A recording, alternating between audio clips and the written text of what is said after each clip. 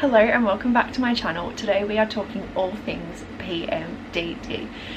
PMDD stands for premenstrual dysphoric disorder, and this video is all about my journey over the last year of trying to figure out what I felt was wrong with me, getting a diagnosis, treatment, and what I've been able to achieve in the last year.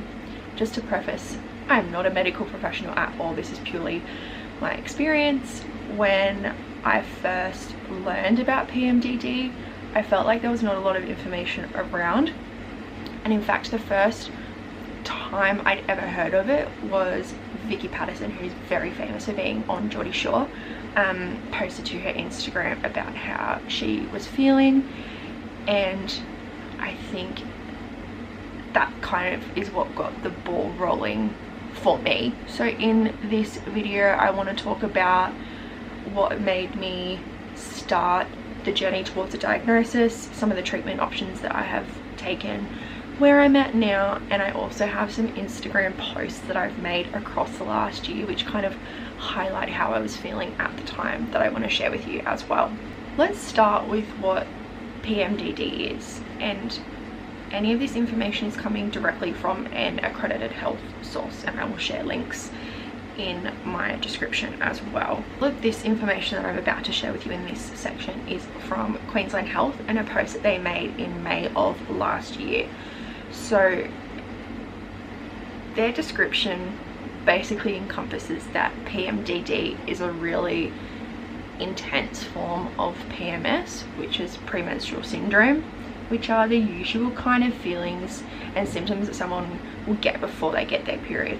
So like the cramping, the mood swings, the bloating, the irritability, all of those typical things that someone can expect. And for PMDD, the simplest way of explaining it is that on a whole new level. The symptoms are relatively similar, but they are a lot more intense.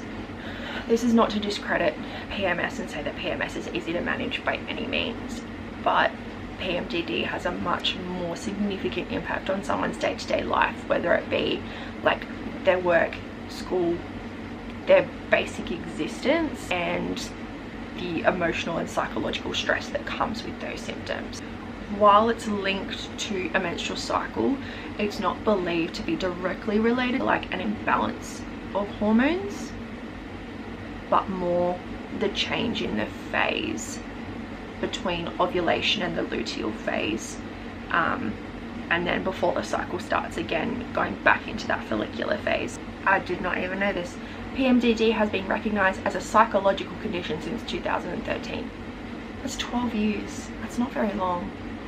So the main symptoms that Queensland Health lists are extreme or sudden mood changes and emotional sensitivity, irritability or anger, a depressed mood, anxiety, tension or feeling on edge, little or no interest in usual activities, difficulty concentrating or focusing, tiredness, low energy or excessive sleepiness, appetite changes, insomnia, feeling overwhelmed or out of control. And then there are physical symptoms too, like aching body, joint muscle pain, bloating, weight gain, acne and headaches. So the things that made me start to question if I had PMDD or not were the extreme or sudden mood changes and emotional sensitivity. I would lose it over the simplest things, and I would know in the moment that my reaction wasn't rational, but then that would make me even more upset. The anxiety was constant. I have dealt with anxiety for a very long time. This was like nothing I had ever experienced before. It was unreal. The insomnia, definitely. In particular, falling asleep, but then also staying asleep. I was averaging between 3 and 5 hours of sleep a night. REM sleep was non-existent, deep sleep was non-existent, so any sleep that I had was not of a great quality anyway. All of that just made me feel so overwhelmed. So that's kind of where my journey started.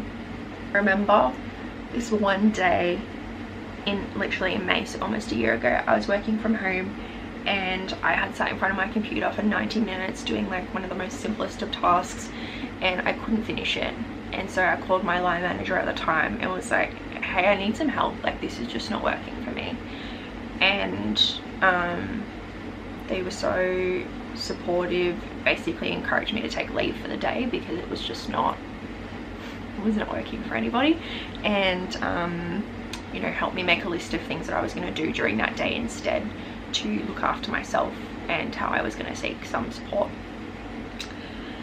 And so on that day I wrote, the world felt a little heavier than usual this morning, so I took some time for me. I had to ask for help, and that was pretty difficult. Self-compassion and self-love can be such a tricky journey, and some days are easier than others.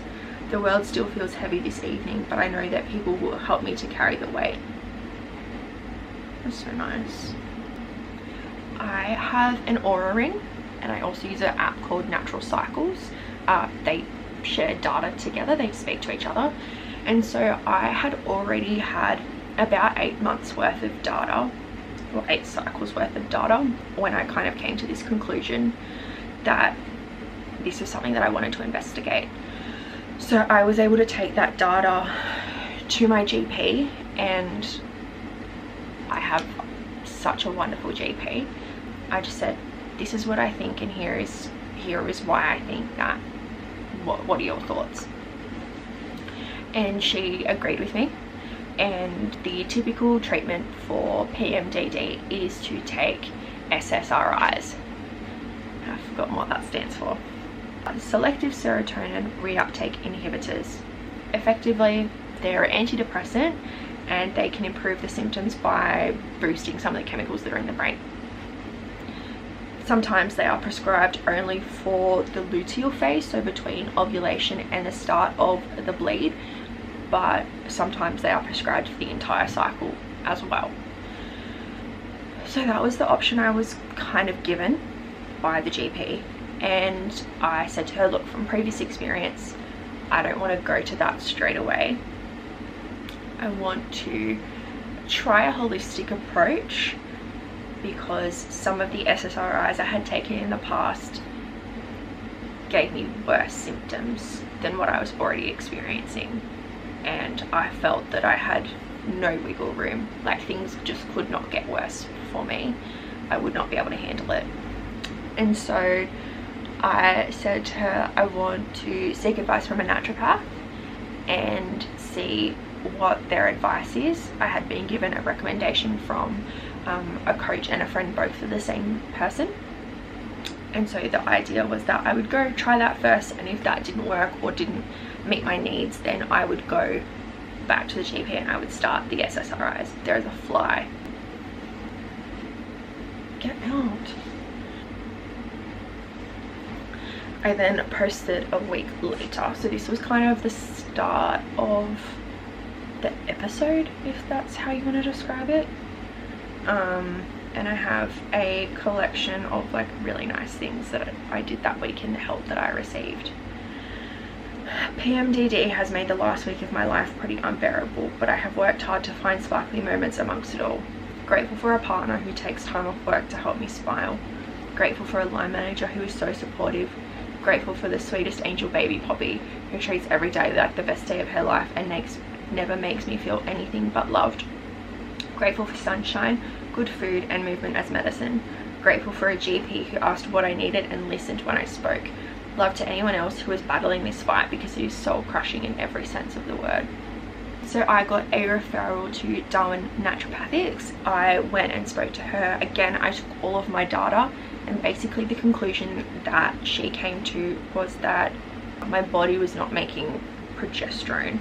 So instead of having that typical feeling that people have when they ovulate, their hormones are supposed to make you feel lovely and calm and wonderful and like glowing skin and all of those great things. I had none of that. After ovulation, everything would just drop, and then until I hit the follicular phase again, I was just miserable. The first thing was to try and get my progesterone back on track and see if that made a difference, and then if it didn't, then we would go back to the SSRI treatment. So I got given a protocol from her. The protocol was that I needed to keep tracking my cycle. I needed to take 2 supplements. So I would have one of the supplements was 2 in the morning and 2 at night, and they were that was a supplement to help with my nervous system, to try and reduce stress and anxiety, and just give me a little bit of support with that. And then 1 in the morning that was to do with my progesterone levels. So that was a 3-month treatment with those supplements. I also needed to make sure that I was having enough fats in my diet, and fats from mostly like an omega-3 based source. So things like eggs, avocado, FHC meal. I don't eat a lot of fish. I'm not a seafood person, so that kind of ruled some things out for me. But making sure I had some of those morning, lunch and dinner. I was already eating 2 macros, so I had a good way to track my food, making sure that I was still exercising and trying to reduce my stress as much as possible. So that was my 3-month treatment protocol, and after that first month things did start to improve. So I did the full 3 months and retested again, and all my levels came back normal. So that was a really good sign. Even though my levels had all come back as normal, I still wasn't having a lot of success with how I was feeling. The next one was in September. This one's a lot longer. I've had a lot of feelings this week. PMDD is like a ticking time bomb, and you never know when it's going to explode. This afternoon I took Poppy to the block to save myself from another 5 hours on the couch watching Love is Blind. Went for a walk, the girls had a swim, rolled in the dirt, had a bath, and then David's mum and I sat outside and caught up. When she asked me what was new, everything just came pouring out of me. The last 5 months, the PMDD diagnosis, my lack of sleep, stress, work, lack of sleep, weight gain, therapy, naturopath, lack of sleep, anxiety, medications. Did I mention a lack of sleep? She apologised that she hadn't been there to support me for the last 4 months before gently asking why I hadn't said anything prior. She validated all of my feelings before gently reaffirming her care for me. She then asked how her son had been supporting me through all of this, all with an implied kick up the backside had he not been. She has been loving since day dot, and I'm so grateful for her. I cannot fault David. He has been my constant through all of this, supporting my choices in treatment, validating my feelings, reminding me of my best self and the qualities I possess, pep talks when the proverbial hits the fan, gentle inquiries about if he can make a suggestion when I can't answer the simplest of questions, like what do I want to eat. I know I have been absolutely unbearable sometimes, but he still shows up for me with patience, love and grace. The past 5 months have been so incredibly isolating in a way I can't explain, but they have also reminded me of how loved and cared for I am in the simplest of acts. We never have to go through anything alone, even in the loneliest of moments. That's so nice. So I went to the GP and I got a script for SSRIs, and the thing with SSRIs is that they take a while to work. I believe it's like a 6 to 8 weeks before you really know if it's an effective medication or not. I felt so unwell when I first started them, which I also posted about because I wanted to know what other people's experience had been if they had taken them before. So on the 16th of October I posted a picture of the medication and I said, we are here. I have mixed feelings about it, but there is no denying my mental health has been on the decline recently. What is the point of doing everything for my physical health if I'm not supporting my mental health too? I then also asked if anyone else had taken that medication and how long it took to kind of adjust. I felt like my body wasn't my own. I felt so like woozy. I don't really know how to describe it, but like like obviously my hand finishes where my fingers are, but I felt like my hand would like finish here. Like I just felt so out of my own body, and my sleep was not great. In the first 10 days I had 2 days, like 2 periods of time where I was awake for about 36 hours. Eating habits changed. I was so thirsty, which is just a side effect of the medication in general, and yeah, I ended up talking to someone at work about it, and they had also been on the same medication before, and just reassured me, you know, like day 10 or day 12, like just hang in there, it will get better, but you do feel pretty awful to start with. 27th of October, day 12 of medication, and I'm adjusting, but sleep is still a tricky one. I have faith that it will all come together. Work is about to kick my butt for another 6 weeks straight, so I'm just sticking to the plan and looking after me. I invested some time and money into things that will support the direction I want to go in, and I'm so excited to see it come to life. It's been a long time since I could be optimistic about the future and what it held for me. It's nice to be back in the realm of that headspace. Yeah, start of October, I had 6 weeks left of work, which kept me super busy, and things kind of started to come back around. So I started to sleep better, I felt better, my eating habits returned to normal. I was hitting numbers in the gym that I had not hit like in a year. I was back to training heavy, hard, being able to push, but also still being very mindful of my nervous system and learning. It almost felt like learning a new body, not getting my old body back.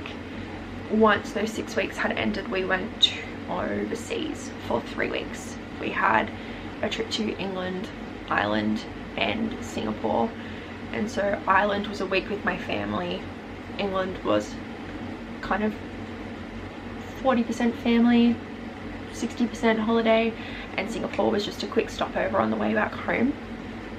And I think that break of routine, of space, of family connection, just being able to spend time with David properly, I think that really helped me reset, and to be able to kind of come home and go back to normal.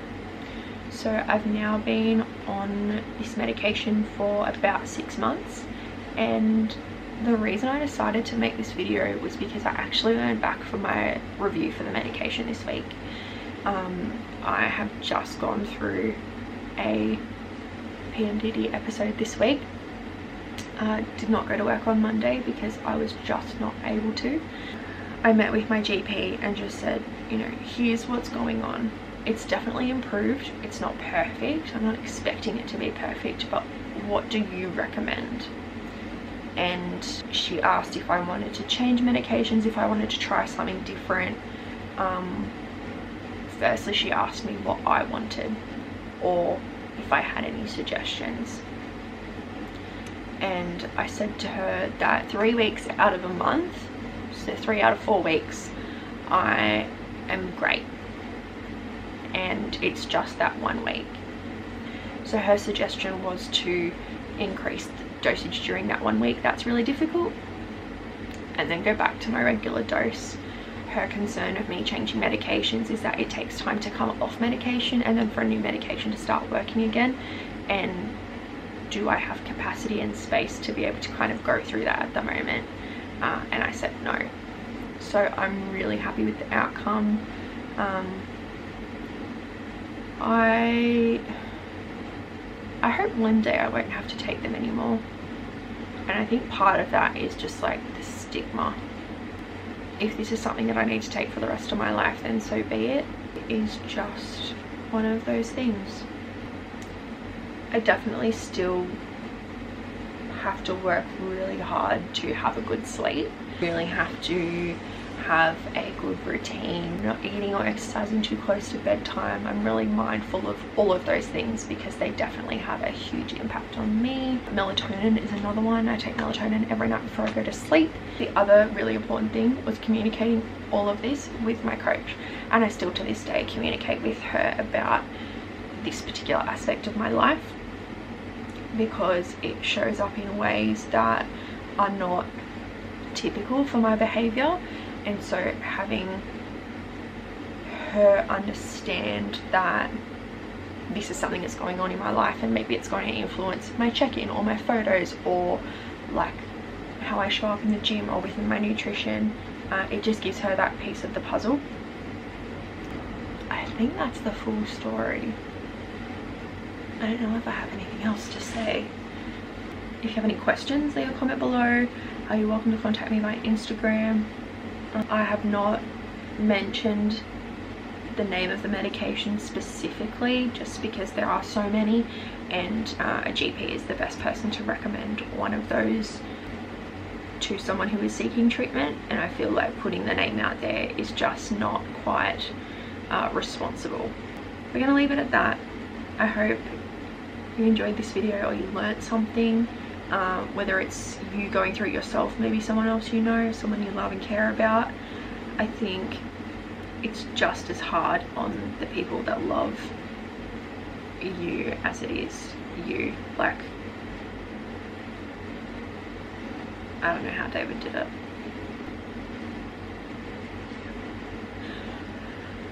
Alright, if you could subscribe to my channel, as it really supports me, and give her a thumbs up